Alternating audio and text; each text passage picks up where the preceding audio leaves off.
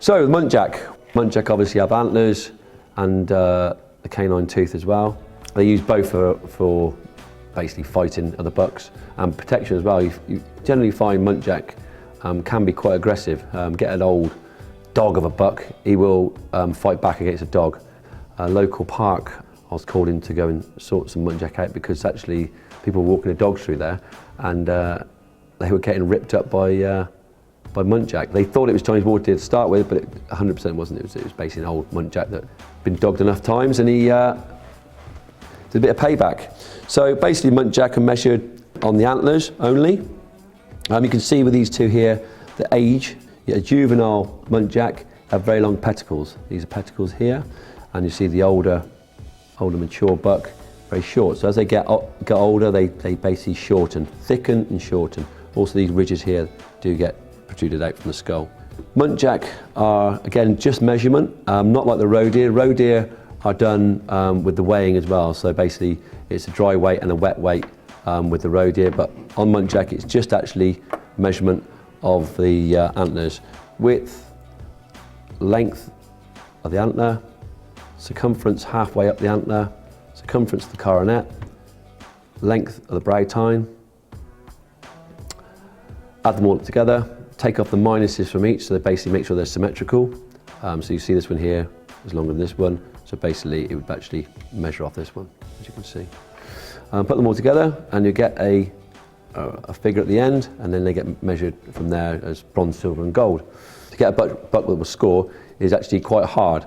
You get a lot of places where there's a high density of muntjac, the antlers won't be quite as good because obviously the food source, and probably again you're getting young bucks like this breeding, and you know this buck here's got a male form on the end here, but you get that breeding through won't be a good animal stock, whereas this one, this is a good strong buck. It's not that long, but I would say this buck is starting to go back. Probably last year it would have been a little bit longer, probably up here somewhere. They must be harder to manage than the Chinese though, mustn't they? Oh, totally, because they're so secretive. They're a secretive animal, but normally when we start feeding the pheasants, we start seeing the bucks show up. So you can start seeing that's a good buck, we'll leave that one for another couple of years, let him breed, and then take out some young ones. Do the antlers represent the quality of the buck as well, as in the body size and the meat? It's quite a funny one. You get this with roe deer occasionally as well. You sometimes get a smaller bodied animal will put all its testosterone and energy into a massive set of antlers. But in general, you'll find good body, good quality animal will produce good antlers in all of them. So it is back to genetics, food. So yeah, managing the stock, again, it is important. Right back from does and bucks. So why are the teeth ignored? Are they just too insignificant? Yeah, I mean they're small. These are the two here. A lot of the time on the mature bucks they're normally broken. See this one here, he's chipped, because they do use them a lot. Use them for digging, fighting. I mean, if you see, a lot of people haven't witnessed muntjac fighting. They are so aggressive. I had one the other day actually in the middle of the field, absolutely smashing a younger buck, but he was still a good buck. But he was knocking him over, and they were squealing. You sometimes get them with serious cuts up through the neck, all up through the face, up through the flanks. So yeah, they are quite aggressive deer really. So the tusks are just purely for fighting. A totally different animal to the Chinese. A different hunt, isn't it?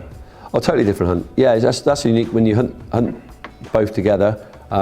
Chinese are in the open fields. You've got plenty of time. You can assess the animal, make sure it's exactly what you want to shoot. Muntjac, you've got to do that in 10 seconds. See it, identify, yes or no, a split second, and it's over.